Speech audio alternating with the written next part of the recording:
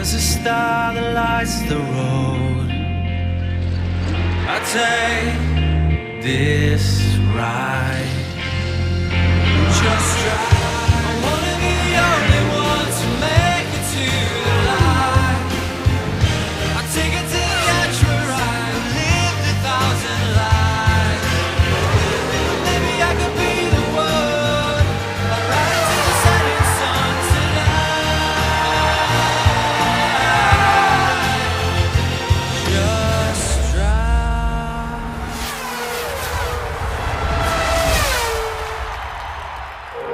Hello and welcome back to the Notebook for this day 3 of Barcelona. Sorry we weren't around yesterday, but it was the F1 show. Hope you enjoyed that.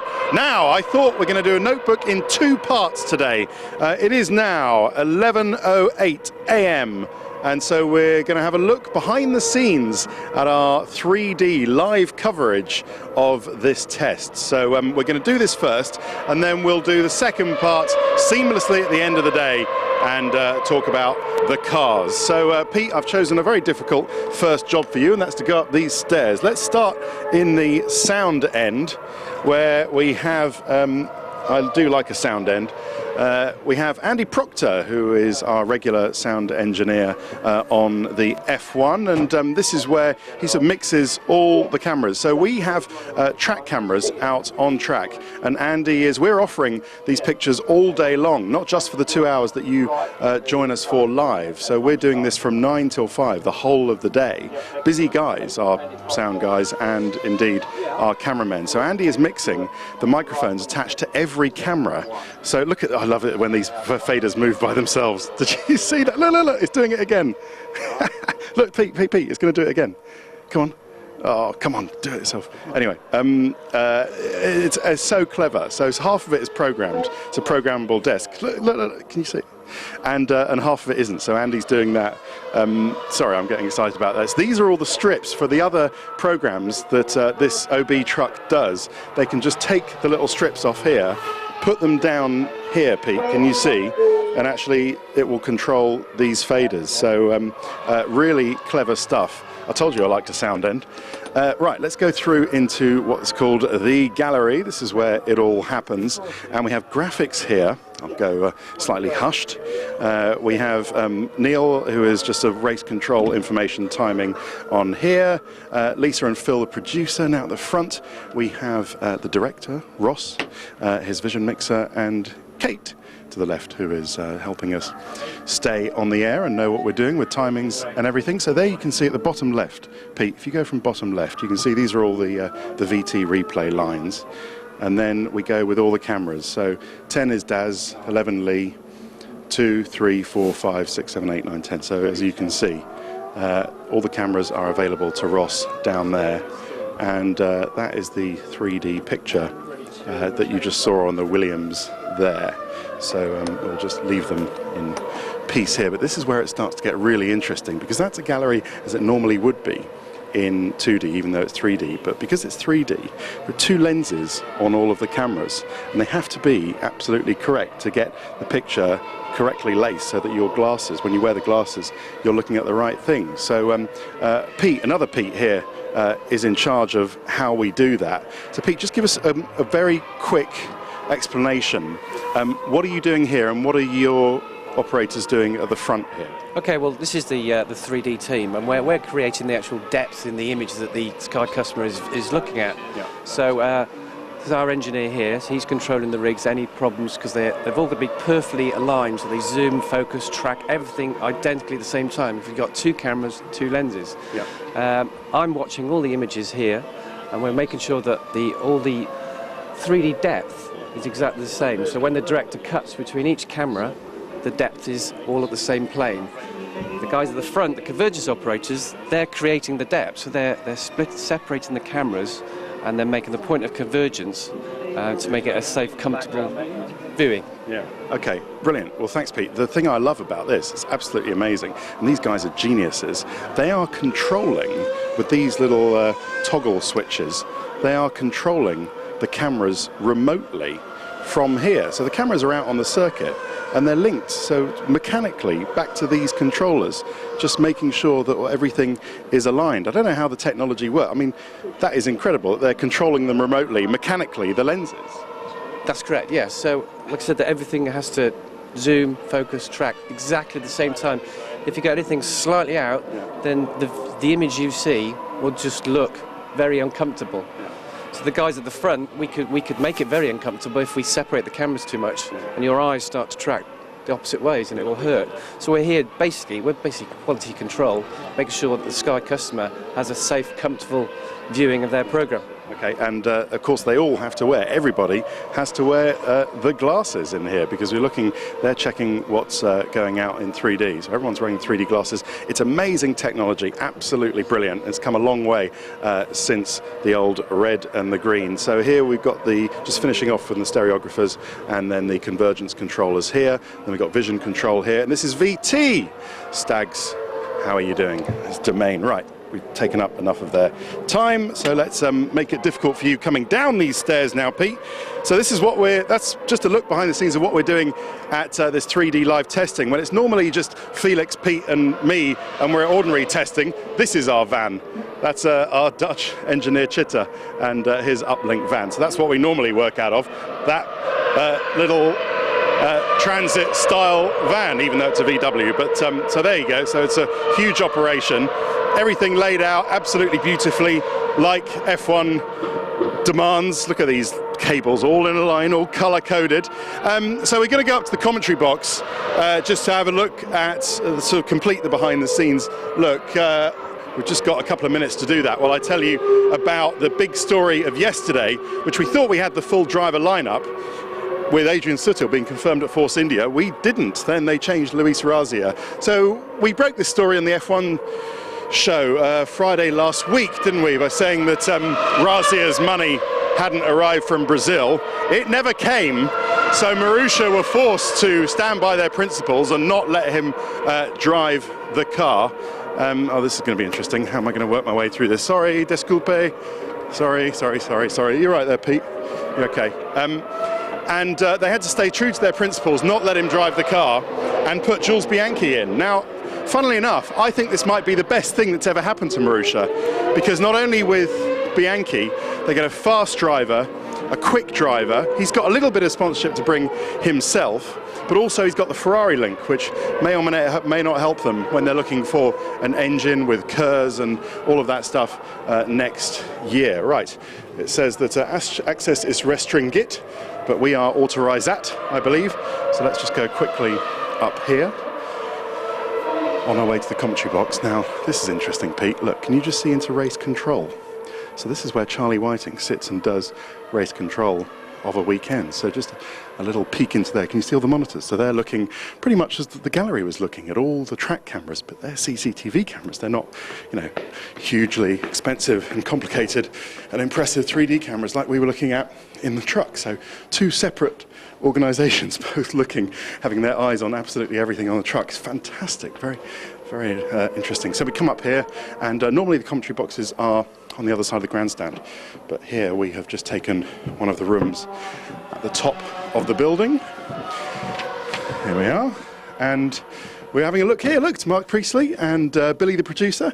So this is where Crofty and David Croft and Martin Brundle sit, and so they've got all the screens in front of them, timing screens, the weather on the right-hand side, and watching Lewis Hamilton, who has bettered his time. Wow, I hadn't seen that.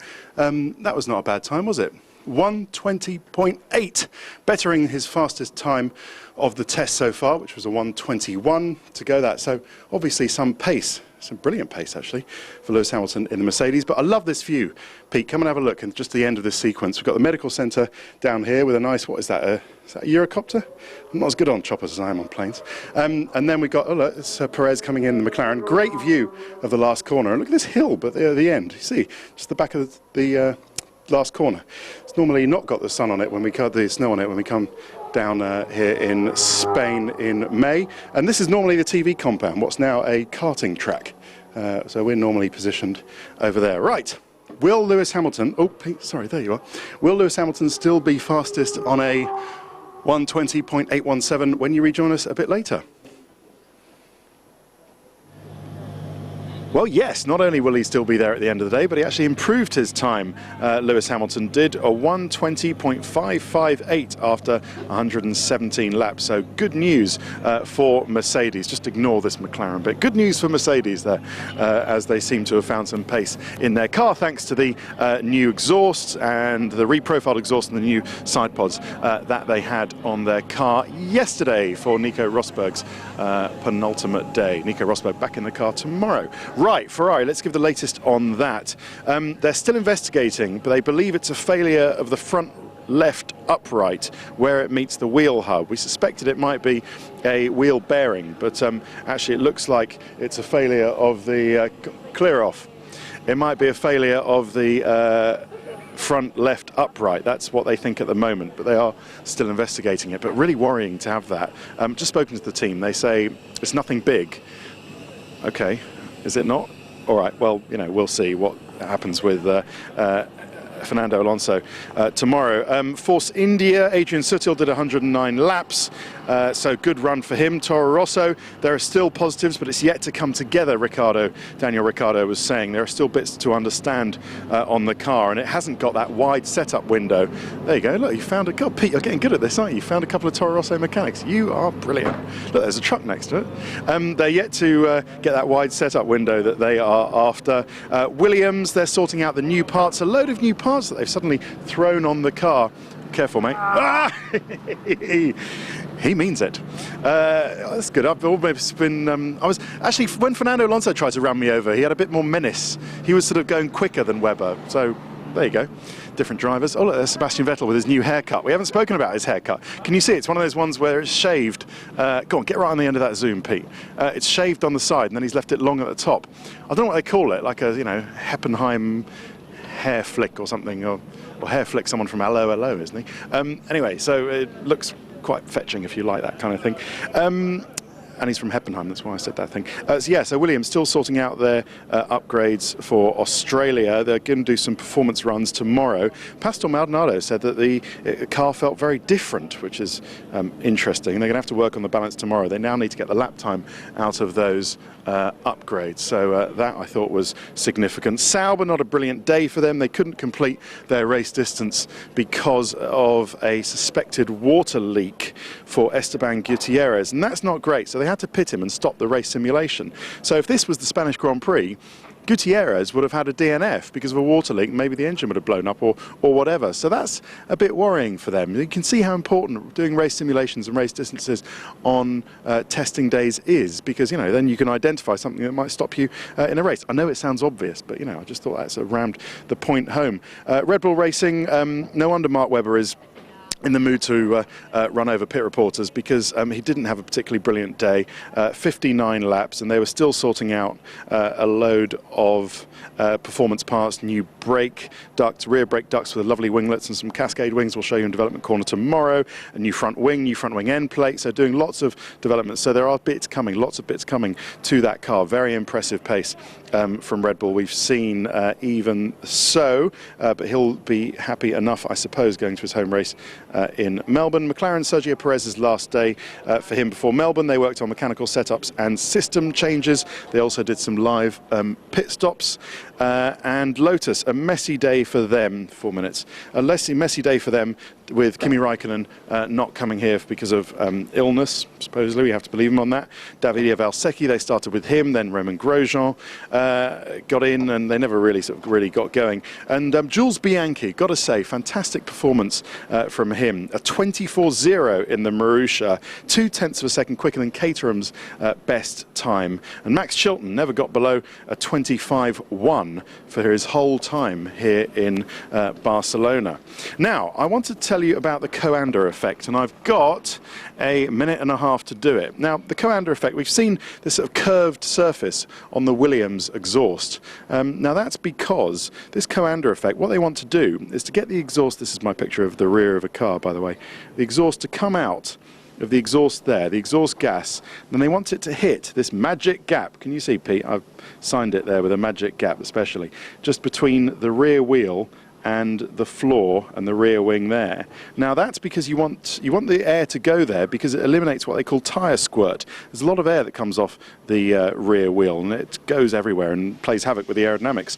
But if you can actually more or less seal that area by putting the air into that slot, into the magic gap, you gain a lot of rear downforce.